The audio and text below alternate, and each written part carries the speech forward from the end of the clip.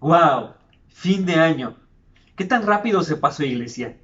Pero estarás de acuerdo conmigo que hasta aquí hemos visto el favor de nuestro misericordioso Dios, su bondad, amor, provisión, protección, su gracia. Tantas y tantas cosas que hemos experimentado en nuestras vidas, en nuestra familia, a lo largo de todo este año. Hubo días buenos, hubo días malos, pero ten por seguro que en todo momento, en todo tiempo, en todo lugar y en toda circunstancia, el Señor ha estado a tu lado. Porque sabemos de esa promesa condicional, que el que habita al abrigo del Altísimo morará bajo la sombra del Omnipotente.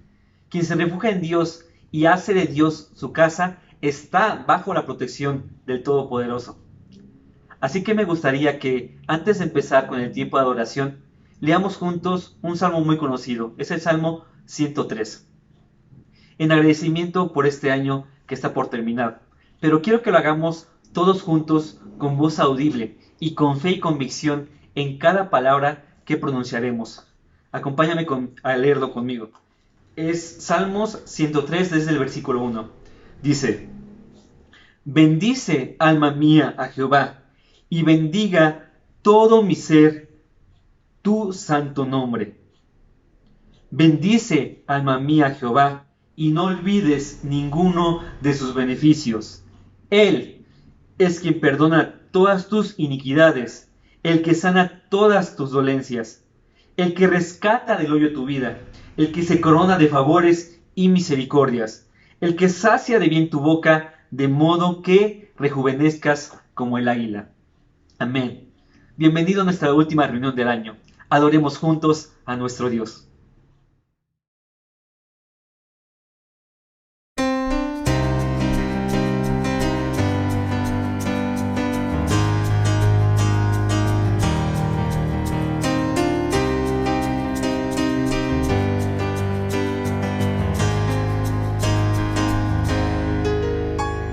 Hoy vengo a ofrecerme postrado ante ti, mi corazón puede estar ahí. El cielo se viste de gala, jamás se ha visto así. Hoy vengo a ofrecerme postrado ante ti, mi corazón quiere estar ahí. El cielo se viste de gala, jamás se ha visto así. En humilde pesebre ahí en Belén ha nacido el Rey. Alabanzas al Rey, alabanzas al Rey, alabanzas al Rey de Israel.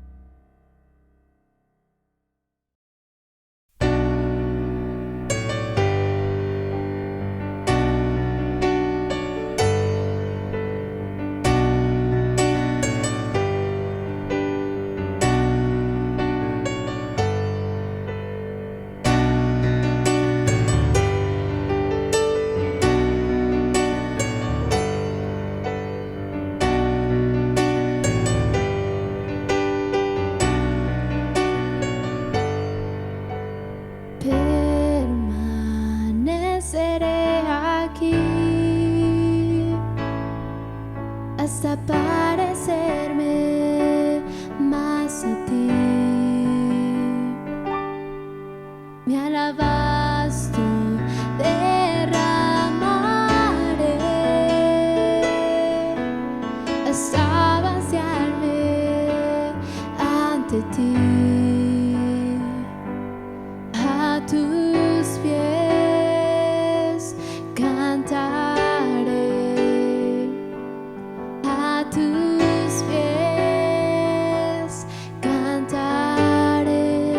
Tu nombre es dulce miel, tu voz es como las aguas, tus ojos son de fuego, lindos más que todo ser. Tu nombre es puro y santo, pues solo tú eres digno. Nadie como tú, Rey majestuoso y mi Señor.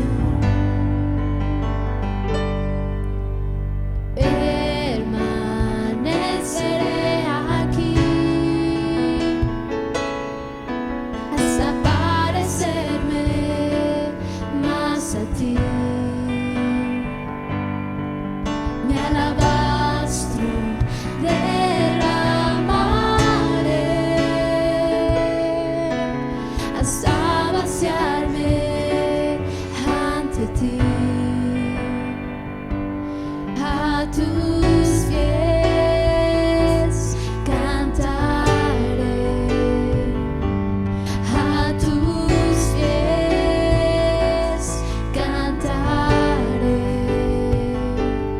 A tus pies cantaré,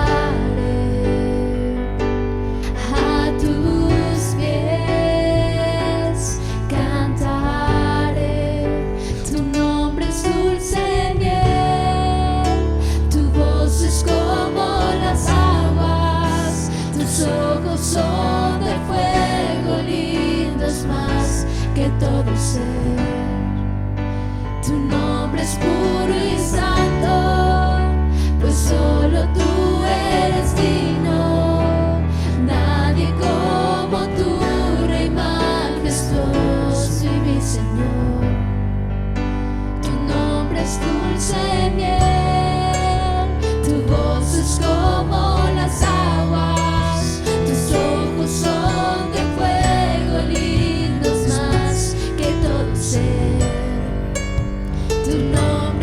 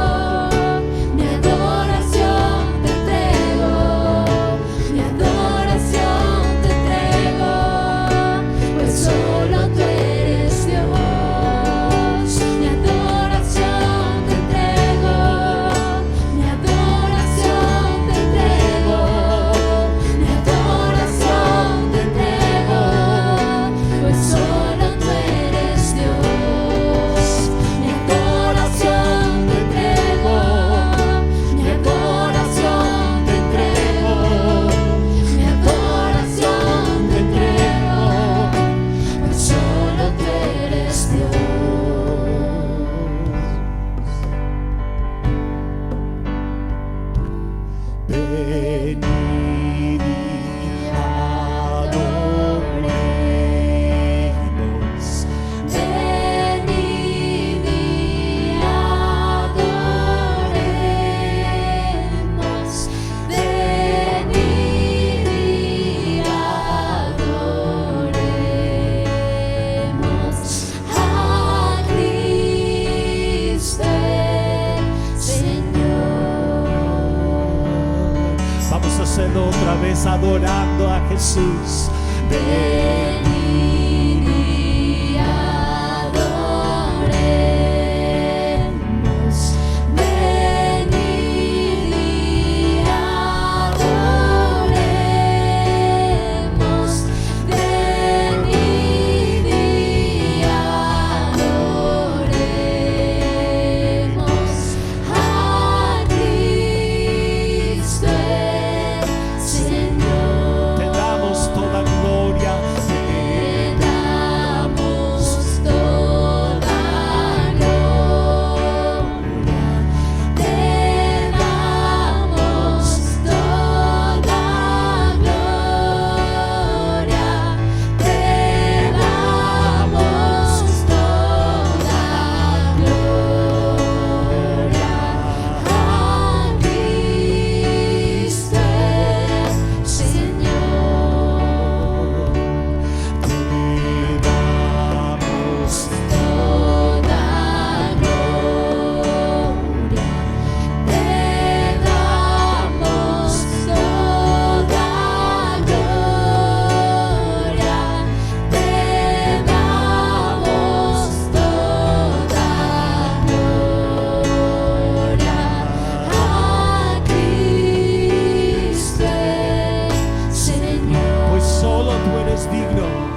Pues solo tú eres digno, pues solo tú eres digno, pues solo tú eres digno, oh Cristo el Señor. Otra vez.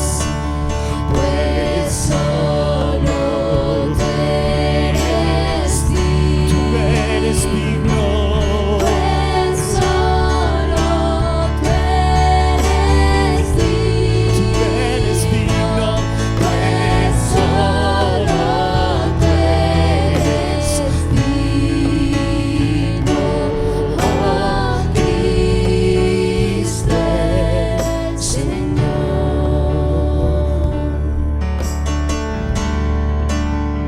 Adoración te entrego. Mi adoración te entrego, mi adoración te entrego, pues solo tú eres Dios. Tú eres Dios. Mi adoración te entrego, mi adoración te entrego, mi adoración te entrego, pues solo tú eres Dios. Otra vez.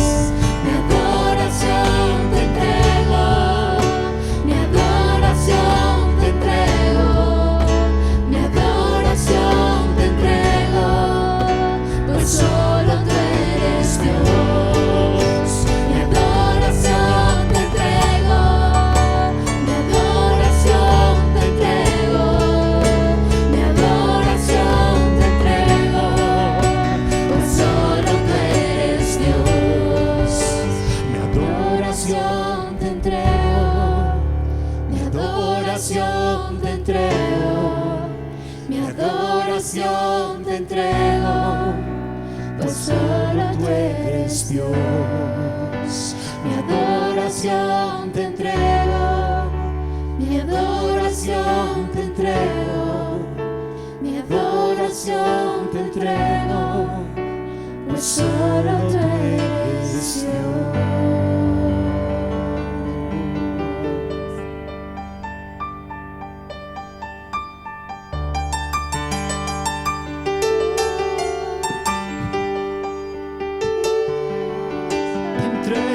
Mi adoración. Me entrego a ti,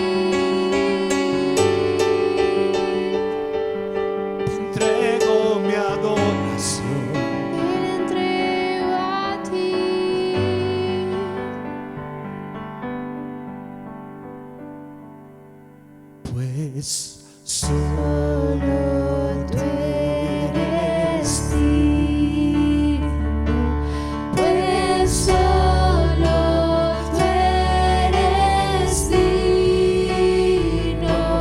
pues solo tú eres digno, oh Cristo el Señor.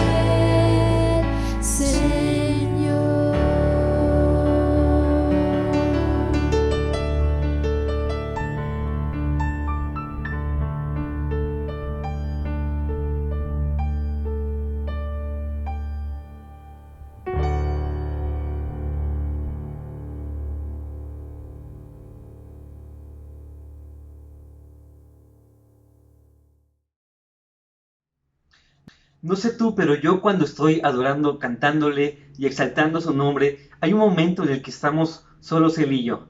Y sientes como un manto acogedor, apapachable, que te genera paz, tranquilidad en su presencia. Y creo que tú también lo has experimentado. Es un deleite siempre tener estos tiempos en la presencia de Dios a través de la alabanza y adoración.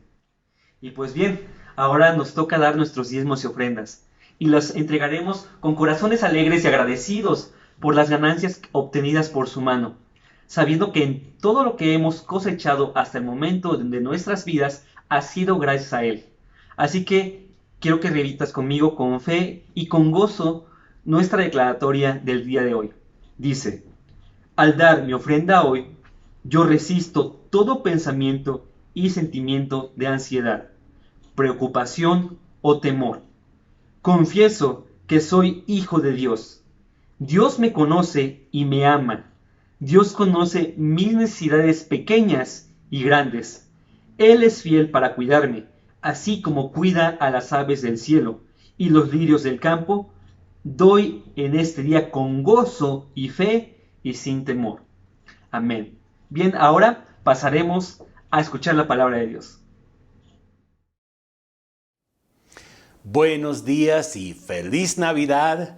Otra vez me da mucho gusto saludarte. Espero que hayas tenido una Navidad excelente en compañía de familia y que hayan disfrutado juntos pues estos últimos días. Y ahora pues viene el fin de año. Ya casi va a ser año nuevo.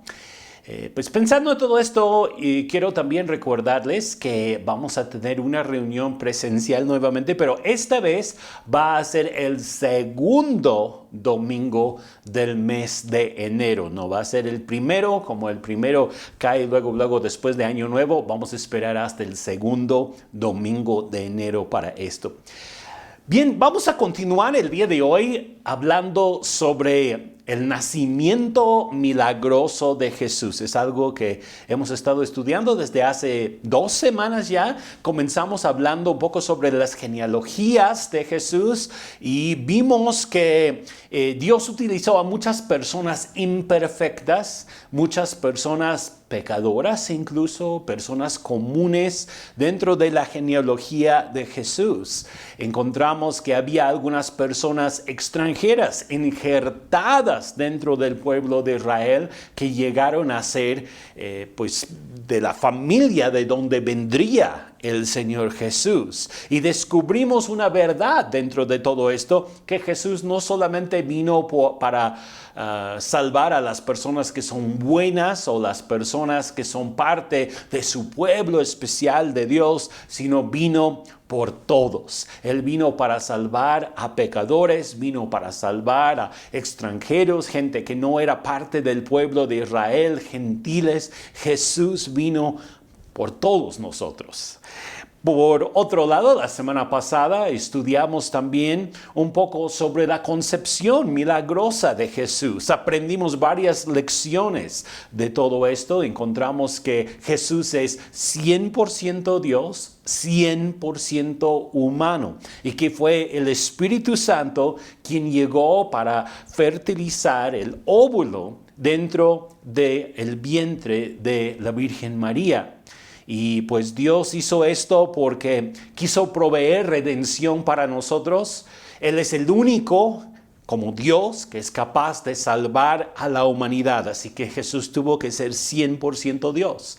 Pero Jesús tuvo que ser hecho a imagen de hombre, tuvo que ser como cada uno de nosotros y ser tentado en todo, vino como ser humano, porque como ser humano sería el cordero que pudiera redimir a toda la humanidad. Entonces tiene estas dos naturalezas. Ahora vamos a volver nuestra atención al libro de Lucas, el capítulo 2. Y ahí vamos a leer la historia del nacimiento milagroso de Jesús, los hechos que ocurrieron en ese día en que Jesús nació.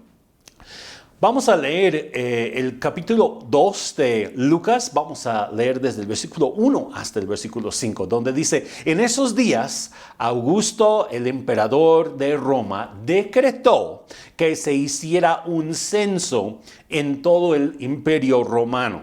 Este fue el primer censo que hizo cuando Cirenio era gobernador de Siria. Todos regresaron a los pueblos de sus antepasados a fin de inscribirse para el censo.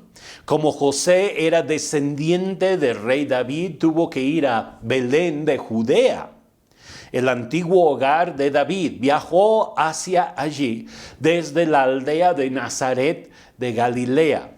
Llevó consigo a María, su prometida, cuyo embarazo ya estaba avanzado. En primer lugar, quiero que noten conmigo que fue un edicto del emperador romano, lo cual llevó a María y a José a cumplir las escrituras y las profecías que tratan del lugar del nacimiento de Jesús. César Augusto tuvo la idea de contar a todos los que estaban dentro de su imperio. Él hizo un censo y para esto cada persona debía regresar a la tierra de donde eran sus familiares, sus antepasados. Y pareciera que la idea fue solamente del emperador. Y sin embargo, Dios estaba detrás de las decisiones del emperador para llevar a Jesús a nacer a donde él tenía que llevar. Dios en su soberanía mueve los corazones de las autoridades, los gobernadores, para llevar a cabo sus planes y sus propósitos. Ahora tenemos que entender que no todos los gobernantes son justos o hacen lo que es correcto, pero aún así la historia podemos llamarla su historia, la historia de Dios, porque Dios es el que está detrás de todas las cosas, aún de los gobiernos del mundo, moviendo las piezas, moviendo las decisiones de algunos, interviniendo en las decisiones de las autoridades para llevar a cabo su voluntad de Dios. Y esto es lo que pasó cuando César Augusto hizo este decreto para que todos fueran contados dentro del pueblo desde donde habían sido sus antepasados. Hay pues varios ejemplos a través de toda la historia de cómo Dios ha ocupado a las autoridades que han sido en muchos casos hombres corruptos, pero Dios ha ocupado a estas autoridades para llevar a cabo sus propósitos. Un ejemplo de esto también podría ser el rey Ciro. Dios utilizó a Ciro para que él diera permiso al pueblo judío de regresar a su tierra después del tiempo de cautiverio en Babilonia. De hecho, Isaías es quien profetizó sobre estos hechos 100 años antes de que Ciro fuera rey. En otras palabras, Ciro ni siquiera existía, ni siquiera había nacido todavía cuando Dios profetizó por medio de Isaías que Ciro sería el instrumento para hacer al pueblo judío regresar a su tierra. Muy interesante. Dios también utilizó, por ejemplo, al emperador romano Constantino para traer un fin a la persecución que la iglesia había experimentado por muchísimos años con lo que se llama el Edicto de Milán. Ahora ya se detuvo toda la persecución en contra de los cristianos, se les dio favor. Y pues Dios movió las cosas para que eso sucediera en su momento. Nosotros también podemos ver aún en tiempos recientes cómo Dios usa a los gobernadores de las naciones. Un ejemplo que yo creo que de alguna manera sería claro el día de hoy sería del expresidente de Estados Unidos, Donald Trump, que yo sé que pues no tiene necesariamente muy buena fama en todos los aspectos, pero Dios lo utilizó para apoyar leyes que fueran de acuerdo a los ideales bíblicos, para terminar con algunas leyes que no eran justas y pues traer la justicia conforme a la Biblia en ciertos asuntos. Ciertos asuntos no, yo lo sé, pero en ciertos asuntos sí. Pues dio favor a los cristianos en muchas ocasiones porque Dios está detrás de todo, moviendo las cosas a su favor. Pues vamos a ver un poco acerca de este viaje que tuvieron que tomar María y José. José y María estaban viviendo en el pueblo de Nazaret, donde habían estado ya probablemente por quizá generaciones, pero eran sus familiares originarios de Belén. Así que tuvieron que viajar desde Nazaret hasta Belén. Y es un viaje bastante largo. Cuando nosotros miramos el mapa, serían aproximadamente 156 kilómetros desde Nazaret hasta Belén. Sin embargo, tendrían que atravesar lo que sería Samaria. Y si ustedes se acuerdan, los judíos y los samaritanos no se trataban entre sí. De hecho, era un tanto peligroso para los judíos pasar por la tierra de Samaria. Así que podemos asumir que probablemente María y José dieron toda la vuelta a Samaria para poder llegar a Belén, y eso haría el viaje todavía mucho más largo. Pues una persona podría ir esa distancia caminando, posiblemente en tiempo mínimo de 4 días, posiblemente más, como 7, 8 días, dependiendo de la velocidad a que iban caminando. También otra cosa que nosotros luego pensamos, ¿no? Que María andaba sobre el burrito todo ese viaje. Pues no sé exactamente de dónde viene esa idea, no está en la Biblia, pero un viaje en burro de 156 kilómetros no sería nada fácil. Y sobre todo para una mujer embarazada, hay que pensar un poco en los burros, cómo es su carácter. El burro es conocido por ser obstinado, ¿no? Quiere caminar a su propio paso y va como él quiere, y cuando ya dice ya no camino más, no camina y ahí se queda. Entonces sí, yo creo que sería difícil pensar que anduviera sobre burro. Hubiera sido un viaje muchísimo más largo si es que en verdad María estuviera sobre un burro. Posiblemente se hubieran tardado más de 15 días para llegar, si fuera el caso. Hay que recordar que María era una jovencita llena de energía, vigor, salud, cuando ella estaba embarazada de Jesús, y pues no es algo fuera de lo normal pensar que ella pudo haber caminado toda esa distancia aún en su estado de casi dar a luz en ese tiempo. Entonces, ¿cuánto duró el viaje? Pues lo más rápido que pudieron haber atravesado esa distancia sería 4 a 5 días. Lo más probable es que fueron como 8 a 10 días caminando.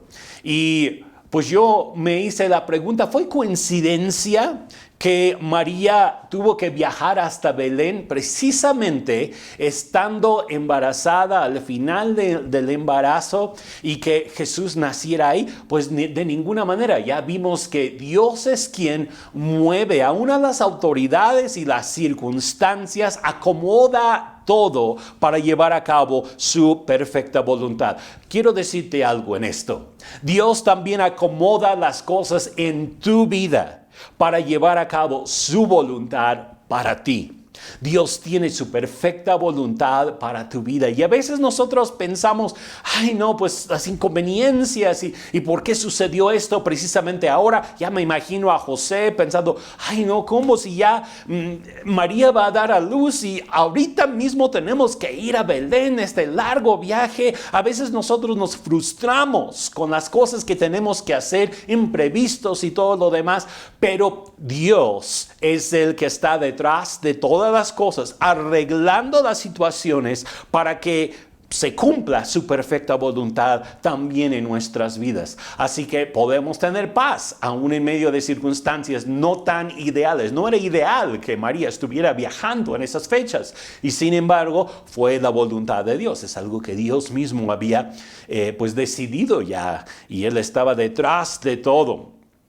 Miren lo que dice en Miqueas capítulo 5 versículo 2. Nos dice: pero tú, oh Belén Efrata, eres solo una pequeña aldea entre todo el pueblo de Judá. No obstante, en mi nombre saldrá de ti un gobernante para Israel, cuyos orígenes vienen desde la eternidad.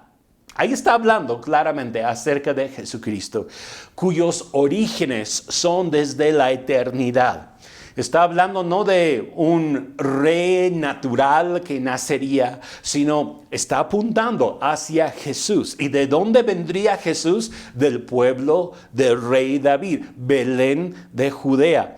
O aquí dice Belén Efrata, que es lo mismo, es el mismo lugar. Y pues Dios tenía el plan que así fueran las cosas. Ya estaba escrito en las profecías del Antiguo Testamento desde cientos de años antes de que Jesús nacería en ese lugar. Así que María fue la vasija correcta. Acuérdense que el ángel visitó a María no en Belén, sino en Nazaret, 156 kilómetros de Belén. Era la persona correcta, pero estaba en el lugar equivocado. Dios tiene un plan en todo. Entonces, ¿qué hace? Mueve a la persona correcta al sitio correcto en el momento preciso para que se cumpla la voluntad de Dios en su vida. Yo estaba pensando un poco en esto y algunos otros ejemplos, aún en mi propia vida, con mi esposa, conmigo, pues Dios ya tenía, yo lo veo así, que Dios ya tenía un plan para mí, para mi esposa, que nos conociéramos, que nos casáramos. Y pues ella había nacido aquí en México, yo había nacido en Estados Unidos. Y Dios utilizó las circunstancias de la vida de sus papás. Como ella todavía era menor de edad, tenía que ir con ellos a donde ellos iban. Sus papás fueron para Estados Unidos, precisamente a la misma ciudad donde estaba yo. La movió para allá para que nos conociéramos, para que pudiéramos casarnos. Bueno, yo lo veo de esa manera. Dios mueve a las personas a veces para cumplir su voluntad en nuestras vidas. Y pues mi esposa te puede decir que ella en ese momento estaba frustrada. Ella no quería ir a Estados Unidos. Ella tenía otros planes, otros propósitos en la vida en ese momento. Pero aún dentro de la frustración y todo, Dios tenía un plan. Y nosotros también tenemos que entender que aún en las circunstancias que no son quizá tan ideales para nosotros, Dios tiene un plan, un propósito. Así que podemos tener paz. Y Belén significa casa de pan. Así que el pan de vida, Jesús dijo, yo soy el pan de vida. Nacería ¿en dónde? En Belén, la casa de pan.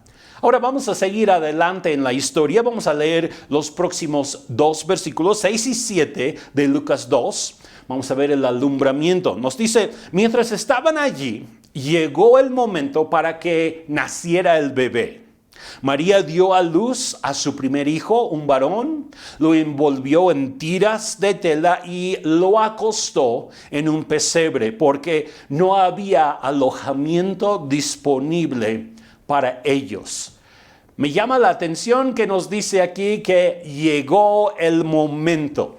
Para cada nacimiento llega el momento. Cuando alguna mujer está embarazada, no va a estar embarazada para siempre. Va a llegar el momento en que va a dar a luz. Y así también es probable que después de esta larga caminata desde Nazaret hasta Belén, con tanto ejercicio, ya vinieron los dolores del tiempo de nacimiento de Jesús y pues llegó el momento del parto. Dios tiene un momento para todo en nuestras vidas. Y en Eclesiastés nos dice que hay una temporada para todo, un tiempo para cada actividad bajo el cielo. Dios tiene un tiempo para todo. Y en el griego hay dos palabras que hablan del tiempo. Quizá algunos de ustedes han escuchado esto o aún estudiado esto. Está Cronos, que es el tiempo que marca el reloj, el calendario. Y luego está también Kairos, que es el momento oportuno que Dios da para ciertas cosas en la vida. Y están estas dos cosas, pero en este versículo vemos que llega el momento, el kairos, la experiencia del nacimiento de Jesús. Es el momento en que María da a luz a su primer hijo, que es Jesucristo. Y Jesús vino entonces en el momento adecuado o en el kairos de Dios. ¿Saben que Dios tiene un momento kairos para cada uno de nosotros, para diferentes actividades de la vida? Son las oportunidades para las cuales Dios abre puertas delante de nosotros. Y en muchas cosas de la vida podemos tomar esas oportunidades o podemos dejarlas pasar, perder el momento kairos que Dios nos permite tener. Les voy a dar algunos ejemplos. La oportunidad o el momento kairos de conocer a la persona que llegará a ser nuestra esposa o nuestro esposo. Es un momento que Dios determina, que Dios establece, y ahí estamos nosotros y podemos decidir, actuamos, no actuamos. Es una puerta que Dios abre delante de nosotros. O puede haber una oportunidad kairos para el estudio, que Dios abre las puertas, mueve las cosas de tal manera que aquí está tu oportunidad, métete a estudiar esto. O el momento kairos de conocer a Cristo Jesús como nuestro Señor y Salvador. Yo sé que Dios determinó eso en mi vida. Era en un momento en el cual yo estaba pues todavía muy joven, yo estaba en la prepa y Dios abrió las puertas para que yo conociera a Cristo Jesús. Y fue un momento en que yo tuve que tomar la decisión de seguir a Jesús con todo mi corazón y con toda mi vida, y mi vida pues cambió totalmente a partir de ese momento, marcó mi destino durante todos estos años. Y yo sé que lo mismo ha sucedido contigo. Es el momento kairos que Dios abre, o el momento kairos para llegar a ser madre o padre, o el momento kairos para iniciar un negocio. Son los momentos donde Dios está diciendo, aquí está tu oportunidad. Y quizá para algunos de ustedes el día de hoy, Dios les está dando la oportunidad de hacer algo, de tomar alguna decisión. Yo quiero animarte a que busques a Dios. Y si es el momento kairos para ti, que tú puedas pasar a través de esa puerta y recibir la bendición de la oportunidad que Dios está poniendo delante de ti. Ahora, cuando se hacen las cosas en el momento oportuno o el kairos de Dios, todo es hermoso. No significa que no va a haber oposición, porque siempre va a haber, pero que pues va a haber bendición dentro de las decisiones que nosotros tomamos. Ahora, por el lado contrario, cuando tomamos decisiones fuera de tiempo, hacemos las cosas por nuestra voluntad, fuera de los planes, los propósitos de Dios, terminamos con maldición en vez de bendición, terminamos con fracaso en vez de éxito. Así que tenemos que determinar si es un momento kairos de parte de Dios, pasamos por esa puerta, y si no, tengamos mucho cuidado de no forzar las cosas o de hacer las cosas fuera de tiempo. Ahora, Jesús nació en un establo.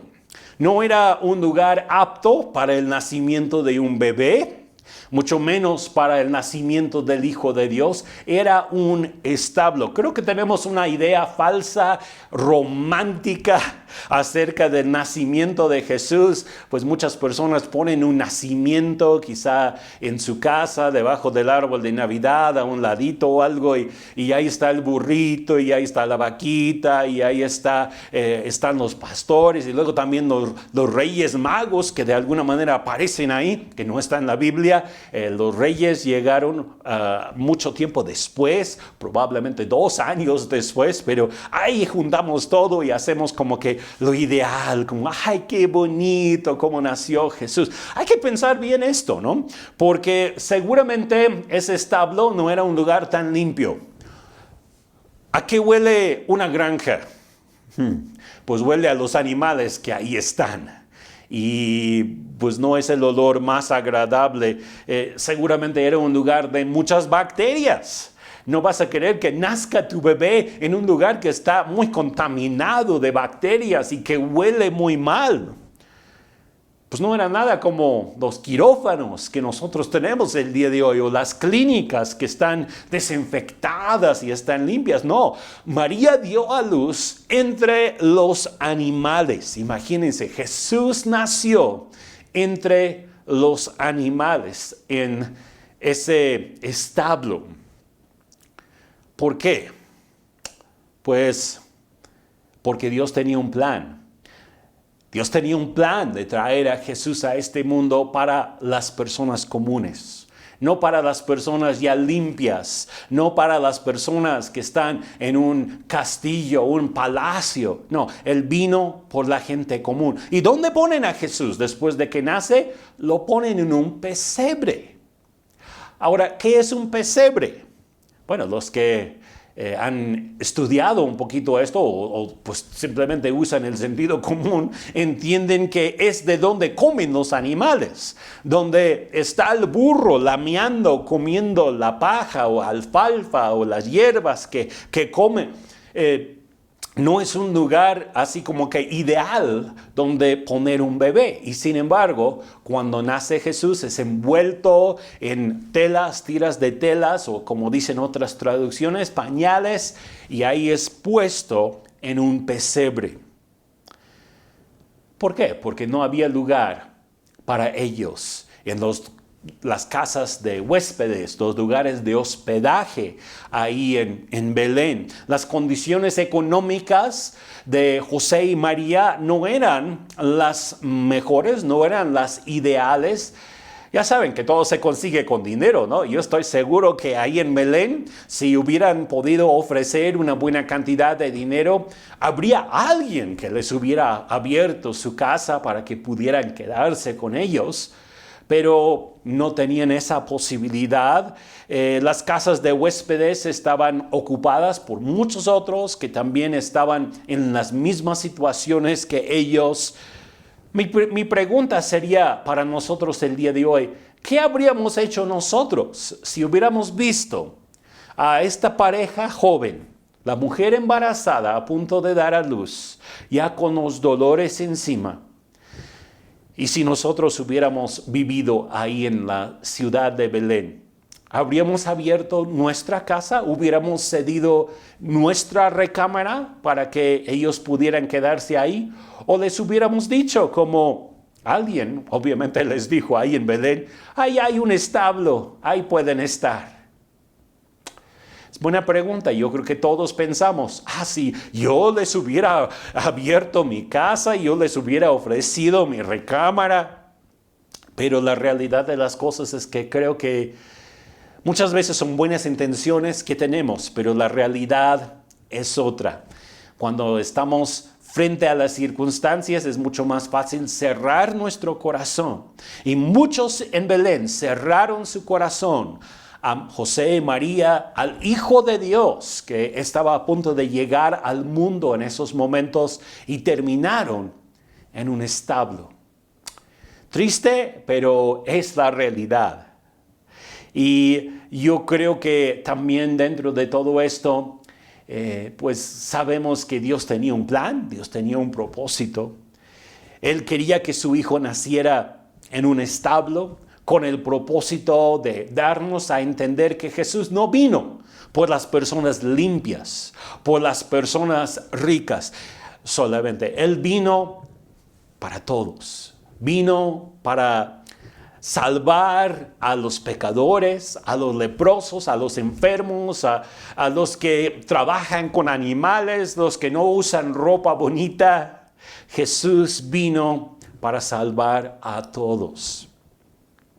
Ahora la noticia es dada en el campo y voy a leer el versículo 8 en adelante. Dice, esa noche había unos pastores en los campos cercanos que estaban cuidando de sus rebaños de ovejas. De repente apareció entre ellos un ángel del Señor y el resplandor de la gloria del Señor los rodeó.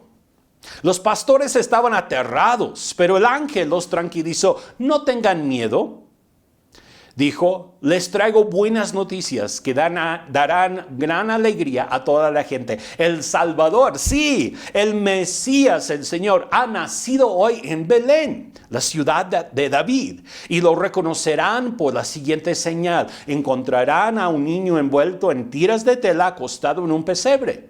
De pronto se unió a ese ángel una inmensa multitud, los ejércitos celestiales que alababan a Dios y decían, gloria a Dios en el cielo más alto y paz en la tierra para aquellos en quienes Dios se complace.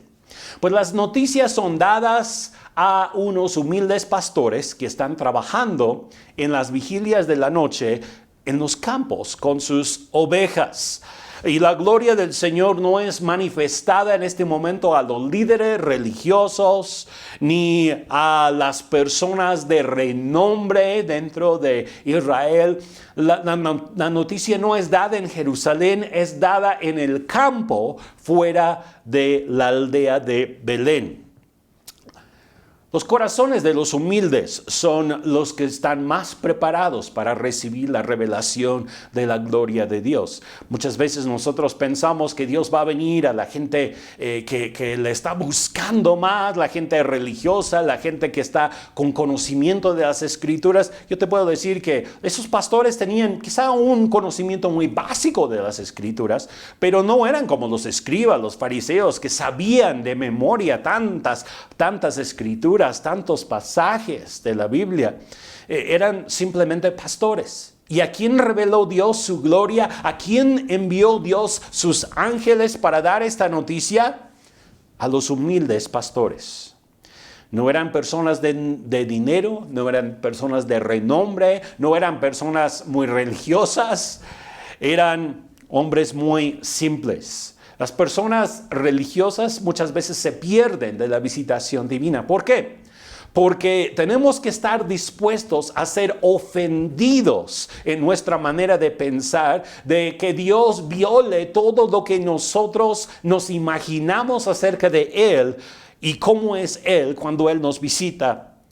Y si no estamos dispuestos a ser ofendidos, nos podemos perder de la visitación divina. ¿Quién se hubiera imaginado que el Hijo de Dios nacería en un establo?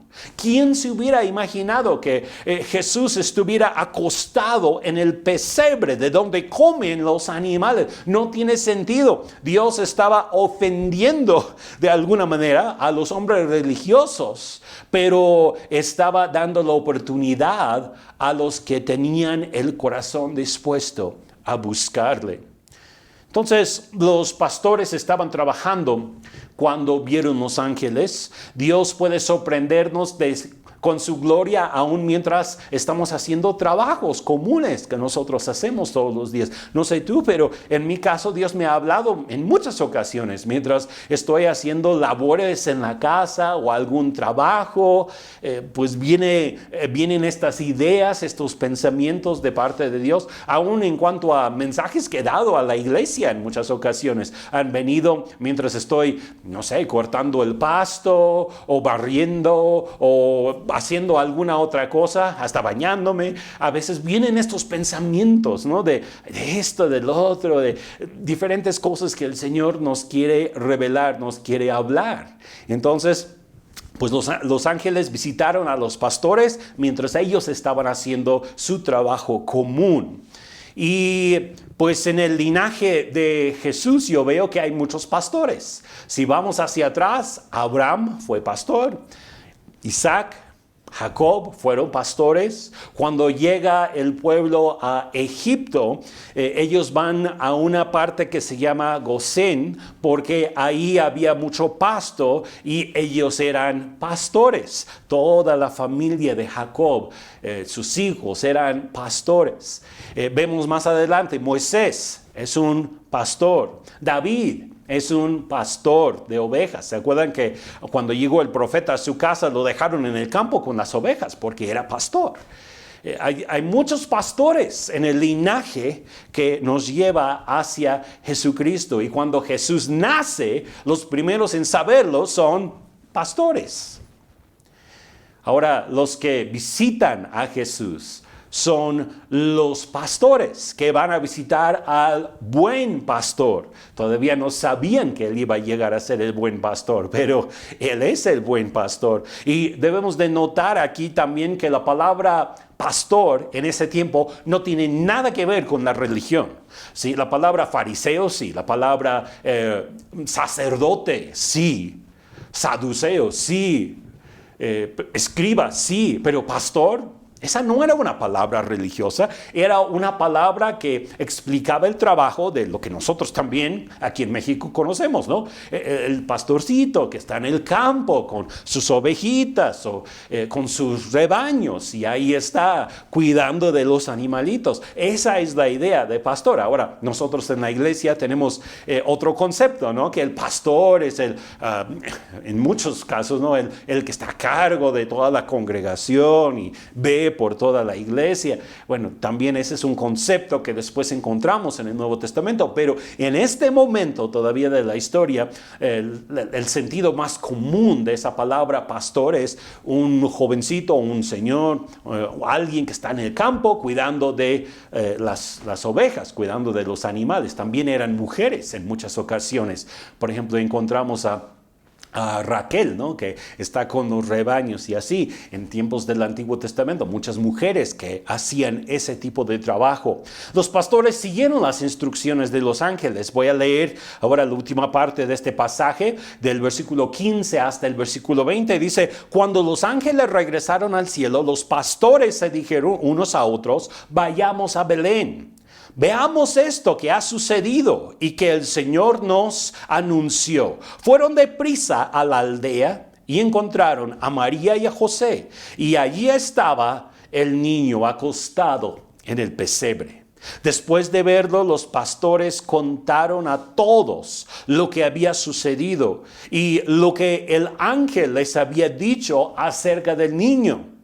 Todos los que escucharon el relato de los pastores quedaron asombrados, pero María guardaba todas estas cosas en el corazón y pensaba en ellas con frecuencia.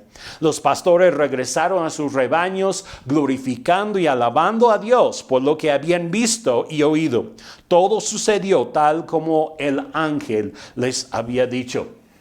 Entonces su primera reacción de estos pastores en el campo cuando escuchan lo que el ángel dice y luego ven todos estos ángeles celestiales dando gloria a Dios en el cielo, dicen vamos a Belén, vamos a ver esto que nos ha dicho el ángel.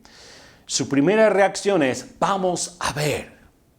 Y yo veo también cuando algunos de los primeros discípulos llegan a Jesús, sus primeras palabras pues de estos discípulos son, vengan a ver, vamos a ver lo que Jesús está haciendo. Jesús también te invita a ti.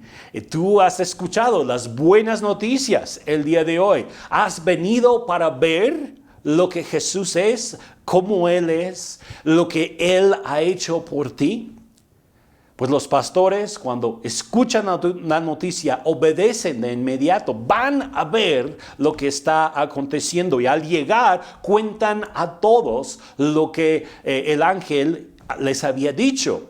Hay poder en nuestros testimonios. Aquí los pastores son los primeros en contar su testimonio. Cómo vieron un ángel, lo que el ángel les dijo, y luego que el cielo se llenó de una multitud de ángeles. Cuentan estas cosas cuando encuentran a Jesús. Lo cuentan a María, a José, lo cuentan a cualquier otro que hayan visto por el camino. Están emocionados y quieren contar lo que les ha sucedido.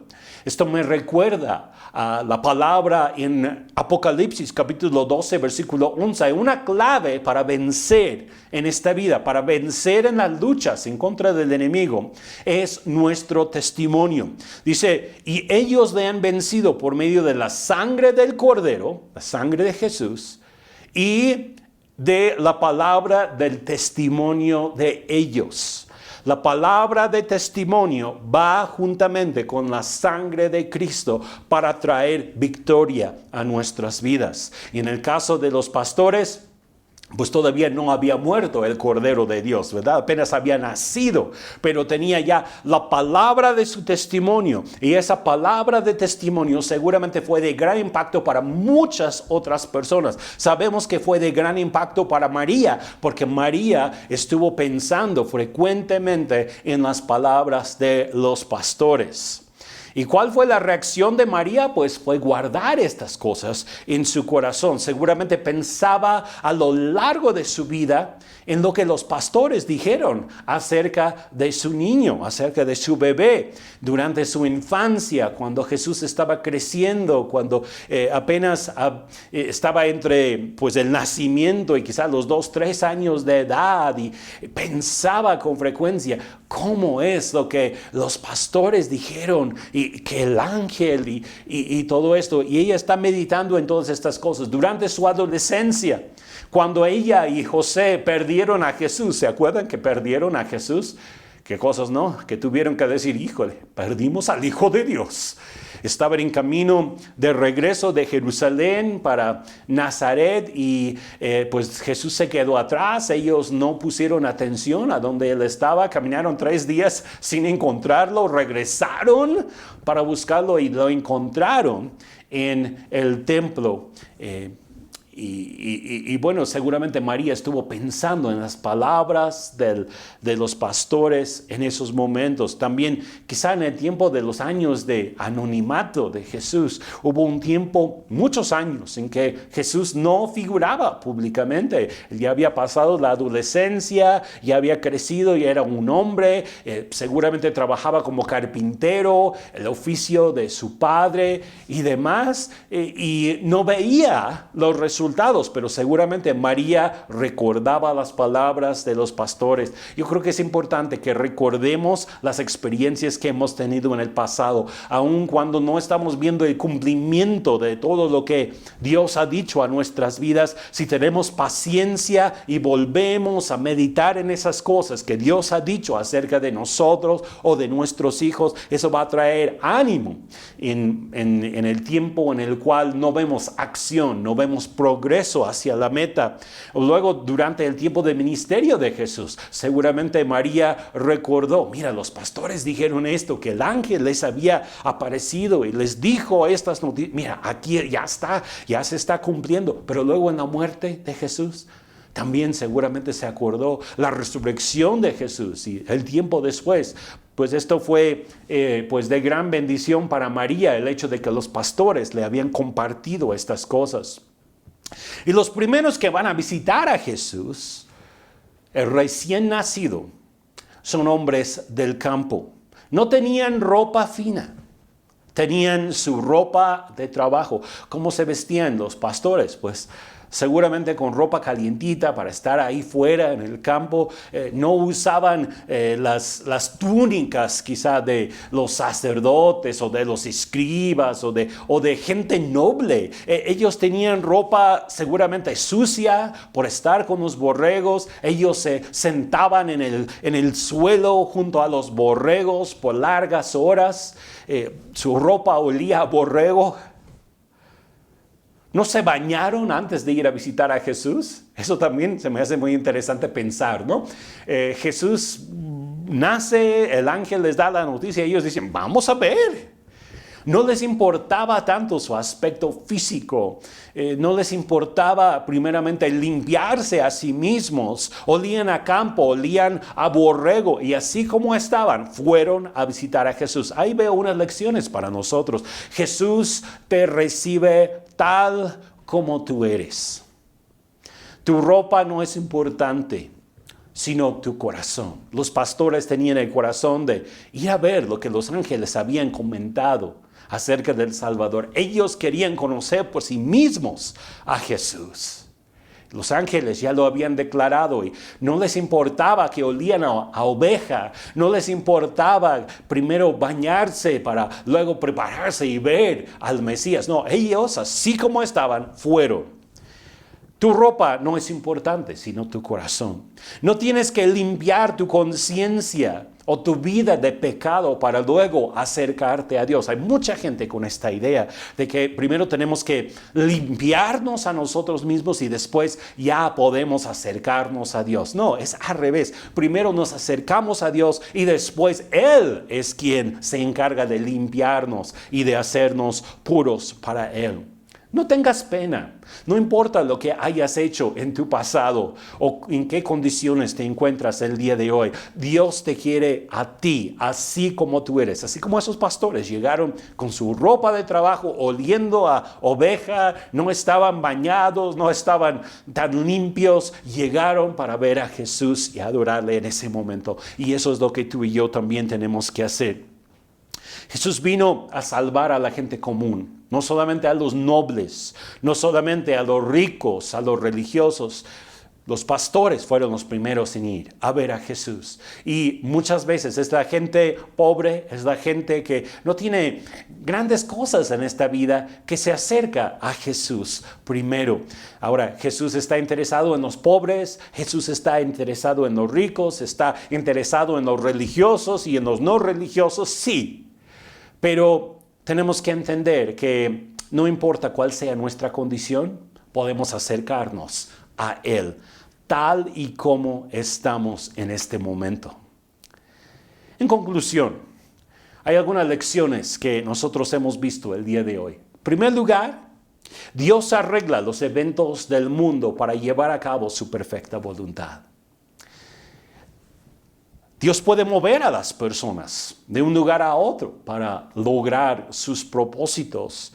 Y Dios tiene momentos kairos para cada persona, oportunidades que Él abre delante de nosotros. Son las oportunidades que Dios abre delante de nosotros en el momento perfecto, el momento adecuado. El nacimiento de Jesús en un establo muestra que Jesús vino al mundo para salvar a toda la humanidad, no solamente a unos cuantos escogidos, sino a la gente común. Jesús hoy te recibe tal y como tú eres. ¿Tu ropa no es importante? ¿El estado de tu conciencia delante de Dios no es importante? Lo que hagas como ocupación no es importante. Jesús vino para salvarte a ti. Y la noticia que los ángeles dieron a los pastores es la misma noticia para nosotros el día de hoy. Lo voy a leer otra vez. Pero el ángel los tranquilizó. No tengan miedo, dijo. Les traigo buenas noticias que darán gran alegría a toda la gente. El Salvador, sí, el Mesías, el Señor, ha nacido hoy en Belén, la ciudad de David. Dos cosas para concluir. Primero, Jesús es tu Salvador. Él quiere ser tu Salvador. Un Salvador es alguien que te salva de algo o de peligro. En nuestro caso, Jesús vino para salvarnos de nuestros pecados y también de las consecuencias de nuestros pecados. Estábamos en peligro de vivir alejados de la presencia de Dios para siempre. Jesús viene para salvarnos, para acercarnos a Dios, para que podamos vivir en comunión con Dios para siempre. Y Jesús es tu Mesías. ¿Qué es un Mesías? El Mesías es el libertador prometido. Jesús ha venido para liberarte de tu pecado, y te ha hecho santo delante de Dios, si has creído su verdad, eres verdaderamente libre. Jesús viene para ser tu Salvador y tu Mesías. Y Él quiere en este día manifestar su presencia a tu vida, a tu espíritu, a tu alma y a tu cuerpo. Acuérdense que nosotros somos de tres partes: espíritu, alma y cuerpo. Jesús vino para salvar tu espíritu, unirte al Espíritu de Dios. Jesús vino para salvar tu alma, cambiar tus pensamientos, tus emociones, alinearte a la voluntad de Dios para tu vida. Y Jesús también vino para salvar tu cuerpo. Él viene para sanar nuestras enfermedades, y Él vino también para resucitarnos aún de los muertos y hacernos pues esas vasijas perfectas para Él para siempre. Pues yo quiero simplemente concluir con una oración el día de hoy al reflexionar en todo esto. Padre, te doy las gracias por Jesús. Te doy las gracias porque tú arreglaste todo en la historia para que Jesús estuviera en el lugar correcto para nacer. Lo pusiste ahí en Belén para cumplir las Escrituras, y en eso podemos nosotros también ver que tú arreglas todos los asuntos en nuestras propias vidas. Si es necesario movernos de un lugar a otro para cumplir tu voluntad en nuestras vidas, lo haces, Señor. Gracias, porque a veces las cosas que parecen ser como que una molestia, como el edicto aquí del gobernador romano, el emperador romano, de que todos tuvieran que viajar precisamente en ese instante, y no era conveniente para María y José. Pero Señor, tú estabas detrás de todo, tenías un plan. Ayúdanos a nosotros también a entender que aún las cosas que parecen ser un estorbo, una molestia, tú estás detrás de muchas de esas cosas para nuestro bien. Padre, te doy las gracias porque hay muchas cosas que podemos entender de el nacimiento de Jesús, como tú moviste todo para que Él viniera en el momento adecuado, ese momento kairos. Señor, nosotros también queremos aprovechar de los momentos kairos que tú pones en nuestras vidas. Ayúdanos a tomar las decisiones correctas en los momentos adecuados. Pero sobre todo, Señor, gracias porque el día de hoy tú nos estás dando un momento kairos para acercarnos más a ti. Y hay alguien el día de hoy que está viendo esto y sabe que es un momento kairos, es un momento oportuno para acercarse a Dios. Has estado lejos de Dios, tú lo sabes muy bien, te sientes sucio como esos pastores, no hueles muy bien delante de Dios, y eso no es importante. Jesús te quiere recibir tal y como tú estás el día de hoy. Lo único que tienes que hacer es poner tus ojos en Él, arrepentirte de tu pecado y decirle: Señor Jesús, yo vengo a ti así como estoy. Te pido que tú me salves de mi pecado, que seas mi Mesías, que seas mi Señor. Te recibo hoy en el nombre de Jesús. Cambia mi vida, cambia mi destino. Y yo camino a través de este momento kairos ahora en el nombre de Jesús. También hay otros que están con oportunidades, puertas que se están abriendo, y tú necesitas saber si son puertas del tiempo kairos de Dios para tu vida. Dios, te pido que tú le des discernimiento a mis hermanos, que les ayudes a tomar las decisiones correctas, a caminar por las puertas que tú estás abriendo y a rechazar las puertas que no son de ti. Señor, ayúdanos a tomar decisiones en el momento adecuado, porque ahí es donde nosotros encontramos la bendición. Yo bendigo a tu iglesia el día de hoy, y Señor, gracias por esta hermosa oportunidad de recordar tu nacimiento. Te amamos, gracias por ser nuestro Señor y Salvador, y te pido que aún en esta próxima semana, que va a ser año nuevo ahora, Señor, que tú estés en nuestros hogares, que nosotros podamos ser esos instrumentos, esas vasijas para llevar tu presencia a las reuniones familiares, los convivios que vamos a tener, quizá con parientes que no son creyentes, parientes que necesitan un buen testimonio. Señor, ayúdanos a ser como los pastores y contar las buenas noticias, no de forma religiosa de ninguna manera, sino de forma auténtica de nuestra propia experiencia contigo. Ayúdanos a ser vasijas de tu presencia. Bendigo a tu pueblo en el nombre de Jesús. Amén.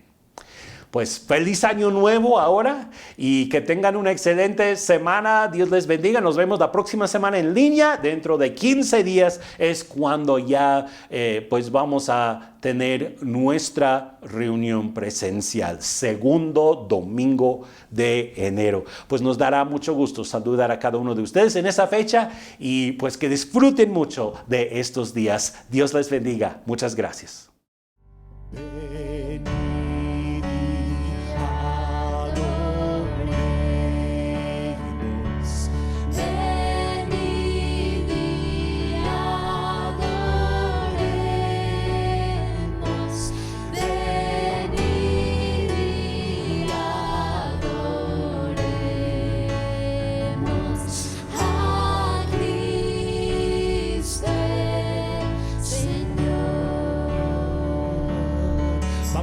Otra vez adorando a Jesús. Ven y adoremos. Ven y adoremos. Ven y adoremos a Cristo.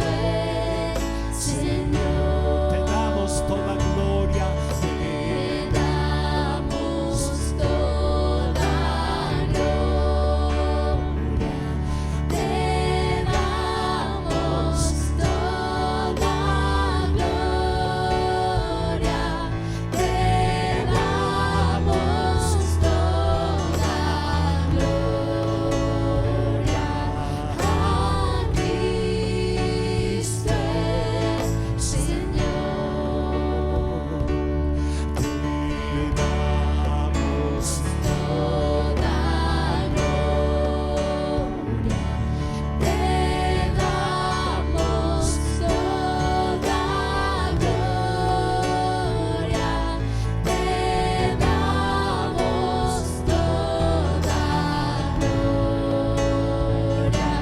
a Cristo. Pues solo tú eres digno.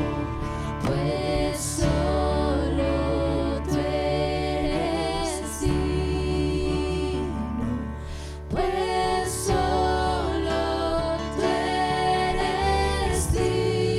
eres digno. Pues solo tú eres digno. Oh Cristo Señor. Otra vez. Pues solo tú eres digno. Tú eres digno. Pues solo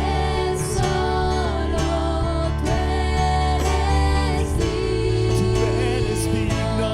Pues solo tú eres digno. Oh Cristo Señor.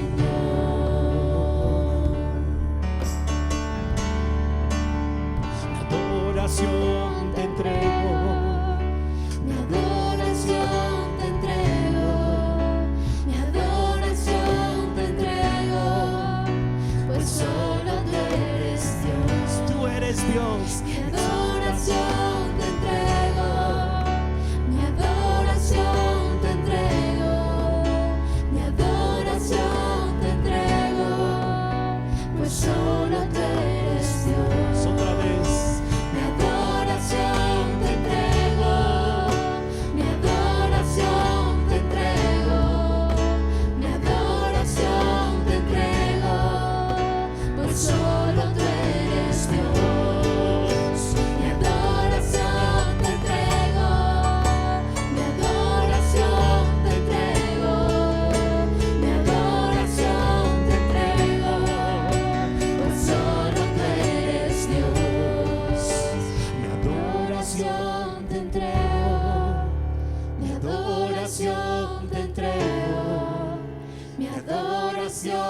te entrego, pues solo tú eres Dios. Mi adoración te entrego, mi adoración te entrego, mi adoración te entrego, pues solo tú eres